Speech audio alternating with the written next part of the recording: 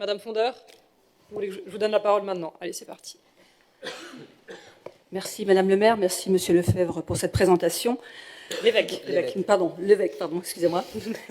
Nous saluons la réalisation de ce premier budget climat. Cette démarche marque un pas important vers la reconnaissance de notre responsabilité environnementale et de notre engagement à relever des défis majeurs de notre époque. L'outil est nouveau et nécessite un temps d'appropriation, à notre avis. Cependant, s'il se limite à une classification des dépenses en fonction de leur impact environnemental, son intérêt restera faible, d'autant que la méthodologie soulève des interrogations de notre part. Par exemple, nous questionnons la pertinence du regroupement des dépenses de fonctionnement par nature récurrente et celles d'investissement par définition unique, ce qui n'est pas le cas dans le budget classique, où les investissements ne sont pas mélangés au fonctionnement. De même, certains choix de classement des dépenses nous surprennent, typiquement donc, celui des véhicules thermiques qui sont classés neutres. Et en commission, il a été mentionné que la réalisation d'une piste cyclable a été défavorable. La COP28 qui vient de s'achever a souligné l'urgence pour tous les acteurs de s'éloigner des énergies fossiles. Nous devons nous engager résolument dans cette direction.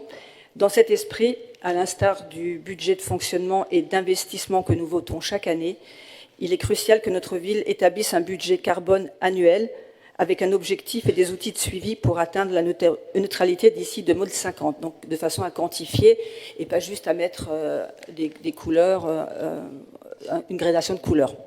Je vous remercie. Monsieur l'évêque, est-ce que vous avez des éléments à apporter à ce niveau? Ouais, avec plaisir. Allez-y. Je peux peut-être répondre à la question sur les véhicules thermiques. Ça me permet d'illustrer un petit peu comment fonctionne la méthodologie. C'est ce que vous avez, page 22 du rapport complet. En fait, la méthodologie, elle nous donne des critères de classement pour chacune des dépenses. Alors, ces critères de classement, on peut être d'accord, on peut ne pas être d'accord, mais ils ont essayé d'être un peu consensus en matière de sciences du climat. Pour les véhicules, globalement, la méthodologie fait trois catégories. Les véhicules légers, les véhicules utilitaires et les deux roues. Je passe assez rapidement sur les deux roues. Globalement, la méthodologie, elle nous dit que les vélos sont très favorables, les deux roues fossiles sont thermiques.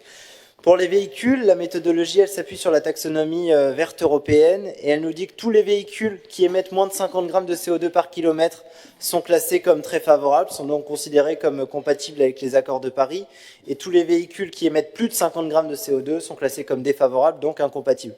Donc il y a en fait tous les véhicules électriques qui sont classés comme très favorables, et l'ensemble des véhicules thermiques sont classés comme défavorables vis-à-vis de la méthodologie, et donc les achats de véhicules électriques seront bien classés comme défavorables, ce qui n'est pas le cas pour les véhicules utilitaires, parce qu'il y a un frein technologique. En fait, aujourd'hui, la technologie ne permet pas d'avoir des véhicules utilitaires électriques qui parcourent de grandes distances. C'est pour ça que la méthodologie classe les véhicules utilitaires fossiles comme défavorables, sauf les véhicules à gaz ou les véhicules hybrides classés comme favorables sous condition, et les véhicules électriques comme très favorables. Mais je vous confirme que l'ensemble des véhicules légers à motorisation fossile, donc thermiques, sont classés comme défavorables par la méthodologie.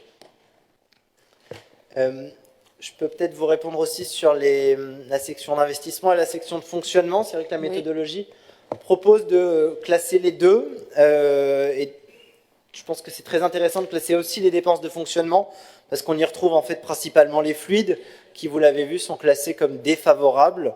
Et vous voyez bien, c'est quand même beaucoup de présentations, beaucoup de graphiques, beaucoup de camemberts. Et donc essayer de différencier l'investissement et le fonctionnement, ça alourdirait sans doute beaucoup la présentation des résultats. Et c'est pour ça que la méthodologie préconise de présenter la section d'investissement et la section de fonctionnement ensemble. Mais comment on fait un choix quand les choses sont mélangées? Quand vous avez un investissement, comment on choisit qu'un investissement est bon d'un point de vue climat et comment il ne l'est pas? Mais vous avez la présentation de la section d'investissement et de la section de fonctionnement sur le même document, mais vous avez bien la présentation des deux.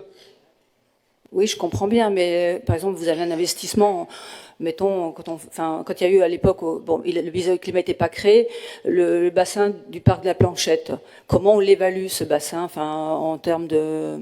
Eh bien, si vous voulez, vous avez des critères de classement, c'est une excellente question. Vous avez en fait des critères de classement comme pour les véhicules, pour l'ensemble des dépenses qui touchent aux compétences des collectivités locales. Donc vous avez des critères, elle est disponible, hein, cette méthodologie, elle est complètement ouverte.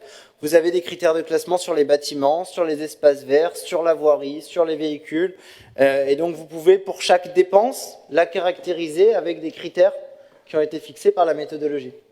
En fait, je pense qu'il faut sortir de ce débat sur la méthodologie, sinon on va vraiment y passer la soirée. La méthodologie, encore une fois, c'est pas nous qui l'avons fixée, c'est une méthodologie qui a été fixée en amont de cette étude. Après le travail du cabinet avec lequel on a travaillé, c'était justement à partir de cette méthodologie de pouvoir évaluer notre budget. Donc, vous demandez, Madame Fondeur, maintenant un budget carbone. Enfin, on va pas s'amuser à faire un budget climat plus un budget carbone. Plus voilà, ça donne quand même une photographie ou une idée assez précise de la manière dont on utilise, dont nos budgets sont fléchés, de l'impact que peut avoir nos budgets sur le climat.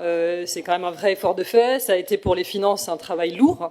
Donc bien sûr que cette méthode est perfectible, bien sûr qu'il y a des choses, même à nous, hein, qui nous paraissent pas forcément pertinentes ou sur lesquelles on se serait dit, bon, là on aurait vu un classement plutôt comme ça, plutôt comme ça.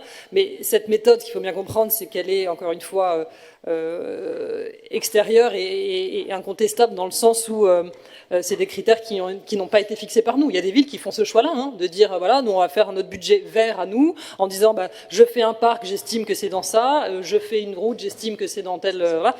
Nous, on a fait un choix différent, on a pris une méthodologie qui est celle de l'État, prise par l'État, on s'est calqué dessus et on a regardé notre budget au prisme de cette méthode-là. Donc, encore une fois, on ne va pas passer la soirée à débattre sur la méthode, parce que sinon, on y passerait vraiment énormément de temps. Mais voilà. Mais je comprends que cette méthode puisse interroger, en tout cas.